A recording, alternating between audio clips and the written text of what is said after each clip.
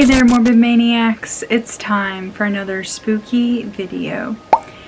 And for tonight's spooky video, I'm going to be talking all about the Brown Lady of the Raynham Hall. The Raynham Hall is located in Norfolk, England. It began in 1619 when Sir Roger Townshend began building his mansion. The real construction would begin in 1622. Townshend was an English landowner and politician who sat in the House of Commons from 1621 to 1629. Townshend would not be able to enjoy his home, as he would pass away the same year once construction on the mansion had completed in 1637. The house was designed by architect Sir Robert Pratt. He spent 3 years traveling Europe, where he would find his inspiration for the home. And the Raynham Hall, though stunning to look at and very historic, is said to be very haunted, holding one of the most famous ghosts in the UK, and that is the Brown Lady of Raynham Hall. The ghost got its name from the brown dress which she wore, and the Brown Lady is believed to be a woman by the name of Dorothy Walpole. Walpole was a sister of Robert Walpole, who was said to be the first Prime Minister of Great Britain. Dorothy was said to be the second wife to Charles Townshend, who was known for his violent temper and outbursts. It's said that Dorothy would go on to have an affair with Lord Wharton, and when her husband learned of this news, he locked her away in one of the rooms within the home. He would not let her out, not even to see her own children. Dorothy would remain in the home until her passing in 1726. Now, it's believed that she passed away of smallpox. However, many claim that she passed away due to mysterious circumstances. The first sighting of her spirit would happen during a Christmas gathering in the hall in 1835, when Charles Townshend would invite various guests to celebrate. One of these guests was Colonel Loftus. Loftus and another guest were on their way to their bedroom when they spotted what seemed to be the Brown Lady.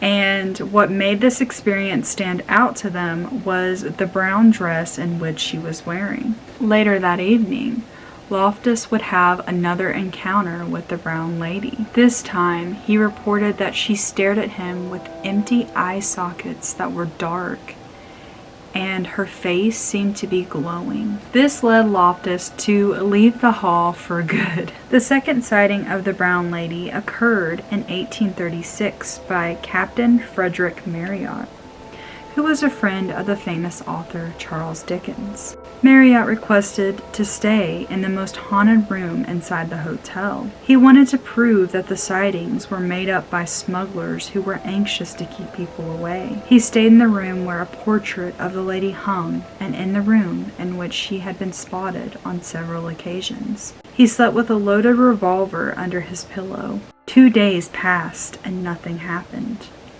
However, on the third night, the man would be invited to the next room by 2 young men. They wanted to show him a new gun that had arrived from London. Florence Marriott would later write about her father's experiences in 1891. Marriott was getting ready for rest that night when the 2 young men had intervened.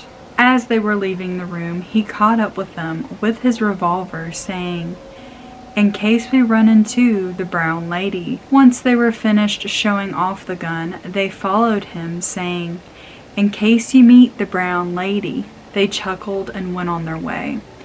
And the corridor which they were going down seemed very long and dark. Suddenly, from the middle of the darkness, they seen a lamp coming in their direction. "One of the ladies going to visit the nurseries," one of the young men whispered. Marriott slipped into one of the open doors to conceal himself from the figure passing by. He stated that he watched through the crack in the door as the figure drew more near and closer to him. He realized, due to the style and the color of her clothing, that she was none other than the Brown Lady. The man kept his finger on the trigger as he watched her. Suddenly, she somehow manifested in the door that was behind him and gave him a malicious grin. Marriott pointed the revolver right at her face and fired. The figure disappeared. All three men witnessed what had just happened, and the bullet had went through the door. Numerous sightings of the brown lady have taken place since then, one of them being from King George IV, who claimed that she was standing beside his bed late at night. But the biggest and most famous encounter happened on September 19, 1936, when Captain Hubert C. Provend, who was a London-based photographer working for Country Life magazine, along with his assistant, Indra Shira, were taking photographs inside of the Raynham Hall. They claimed that they had already taken a photo of the staircase, but upon taking the second photo, Shira described the figure of what appeared to be a woman coming down the stairs towards them.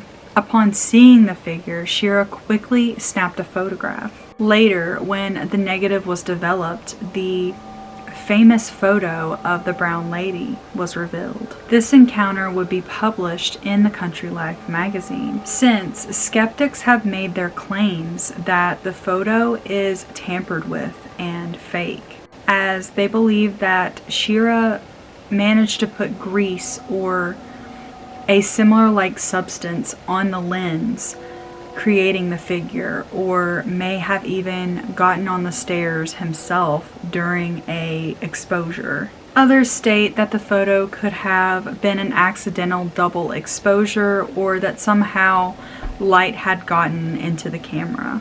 And Joe Nickel would write a detailed examination of the photograph, stating that there was evidence proving that there was a double exposure. Others point out that the figure strongly resembles the statue of Virgin Mary, which can be spotted in many Catholic churches. No matter the case, sightings of the brown lady have continued throughout the years, many claiming to have seen, touched, or even heard her. The brown lady is not the only spirit to haunt the Raynham Hall. There are other less popular spirits which roam the mansion as well. What do you guys think of this creepy ghost photo and the story of the brown lady? Personally, I believe it's real. I don't feel like they had very many things or like the technology to fake a photograph back then. I mean, it looks like a real legit ghost photo. Like if I had to pinpoint a real ghost photo, this would be like the perfect example for me. But let me know what you guys think of this creepy story, and I hope you guys enjoyed this video. If you did, please give me a big old thumbs up. Subscribe to my channel if you have not already and become a morbid maniac. Also be sure to hit that bell notification, that way you get notified every single time I upload a new video. And I love you guys so much, and I will see you in my next one.